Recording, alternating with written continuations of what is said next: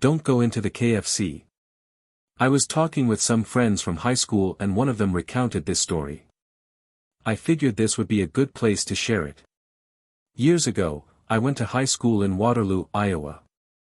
It wasn't a tiny town like River City, but it wasn't Des Moines either. Needless to say, there weren't many things to entertain teenagers. One place we could hang out was a KFC a few miles from the school grounds. Many students held after-school jobs there and we'd often go there, buy a bucket of chicken, some biscuits, and just hang out. As long as we didn't cause a ruckus and bought stuff, management generally didn't care. It was the afternoon of May 10th when one of my friends, Kendra, asked if I wanted to join her in visiting another one of our friends, Penn, who worked at the KFC. I was in the mood for biscuits, so I said sure. We get there and it's not super busy, but the dinner rush was about to start in maybe 20 minutes, good time to get prime seats. I walked in, smelling the infamous 11 secret herbs and spices and hearing the thrum of the soda machines as people got their drinks. I turned around to get Kendra's order, and she was white as a sheet. She was standing in the doorway, her knees knocking and looking behind the counter like staring at a venomous snake ready to strike. Concerned, I went back and asked, "Are you okay?" Kendra nodded and asked in a low voice, "Can we go through the drive-thru?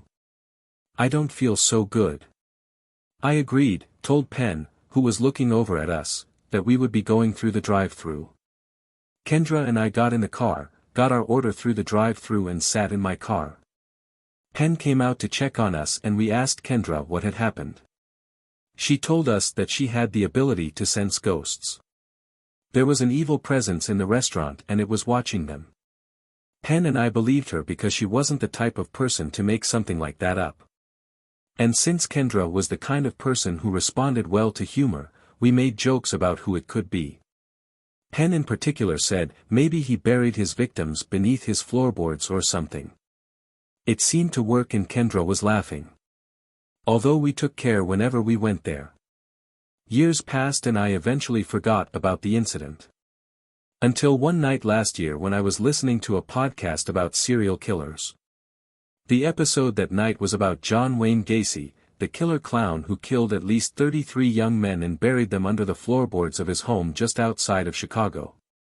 Before he started his killing spree in Chicago, Gacy managed 3 KFC restaurants in Waterloo, Iowa that his father-in-law owned, and it was in Waterloo where he had his first brush with the law, assaulting a teenaged member of the Young Jaycees. The thing that sent chills up my spine was the date of Gacy's execution, May 10th. Something's wrong at Walmart. We made a mistake today. A beginner's folly. We left without warning. We didn't prepare. Arriving, we walk in as though passing through a mirage. The air about the door shudders and shimmers in undulating waves, rippling outward around the point of our intrusion. A gull circles the parking lot, wings flapping just a little too precisely, adrift a breeze that tastes vaguely like batteries. What's wrong? The hairs on the back of my neck begin to wonder before I do. The aisles look the same as usual. Stocked meticulously and perused into a haphazard array. Though it doesn't seem to matter, does it? Busy hands touch, but eyes, elsewhere occupied, do not. The eyes are with us. What's wrong? A shiver of insistence laces its way through the question and up my spine this time. Lips pull back in polite smiles. A man lingers by the door. Another by the cash. A cart pushes by, as empty as the face of the mannequin pushing it along. A passing glance becomes a holding stare. Why are they staring? Because. We left without warning. We don't belong here. And they know it. And they watch. I'm moving now.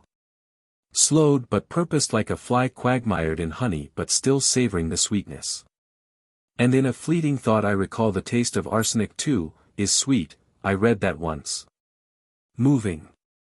Watching. Watched.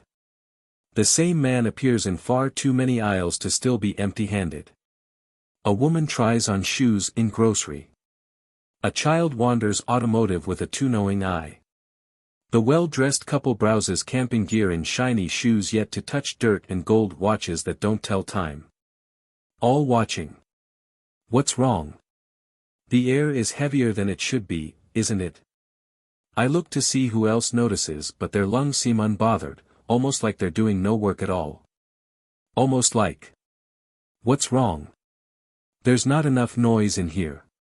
The lines are milling and dissipating with no telltale beep to sing out a transaction. What's wrong?